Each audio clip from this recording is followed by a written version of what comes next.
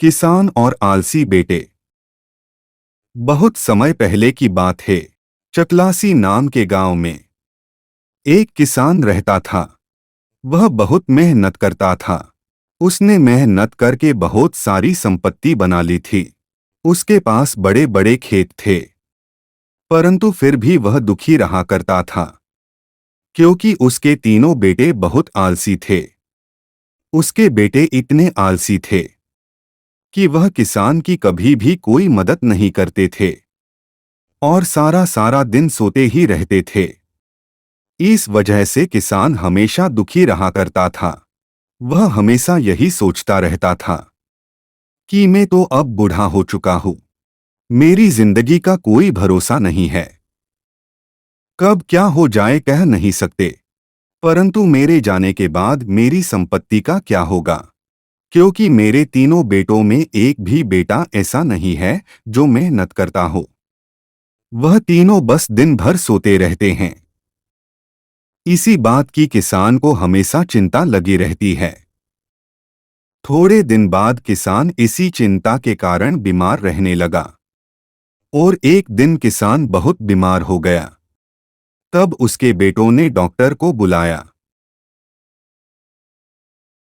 Doctor ने किसान को देखा और उसके बेटों को कह दिया कि किसान के पास ज्यादा समय नहीं है। उनकी कोई आखिरी ख्वाहिश हो तो उसे पूरा कर दो। वैसे तो उसके बेटे बहुत आलसी थे, परंतु अपने पिता से बहुत प्रेम करते थे। डॉक्टर के जाने के बाद वह सभी रोने लगे।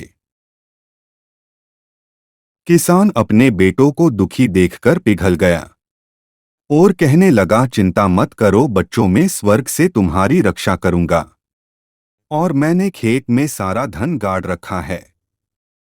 जब भी तुम लोगों के पास अनाज खत्म हो जाए, तब खेत में गड़ा धन निकाल के बाजार में बेच आना, जिससे तुम लोगों को कभी भूखा न रहना पड़े और वह धन तुम लोगों को जिंदगी भर काम आएगा।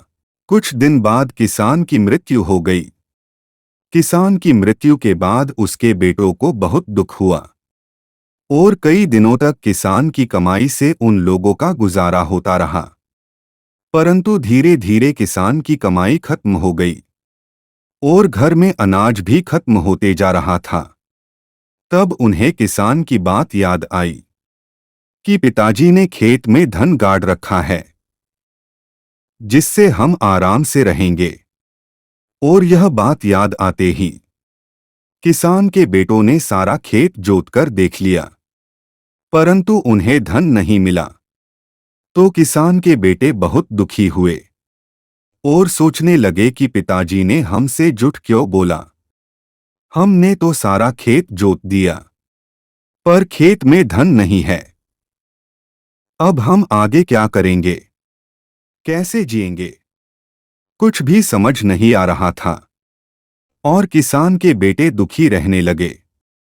एक दिन किसान का एक मित्र उनके घर आया, तो उसने किसान के बेटों को दुखी देखकर बोला, तुम लोगों ने जब खेत को पूरा जोत ही दिया है, तो क्यों ना अब बीज भी डाल दो।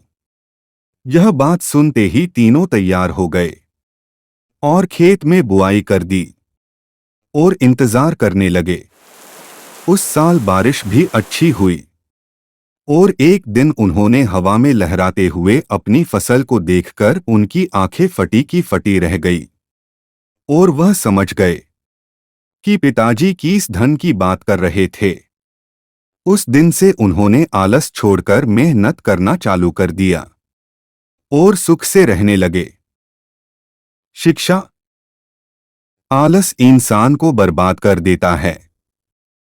भगवान भी उन्हीं की मदद करते हैं जो आलस छोड़कर मेहनत करता है। हमें जीवन में कुछ बनना है तो हमें कड़ी मेहनत करनी पड़ेगी।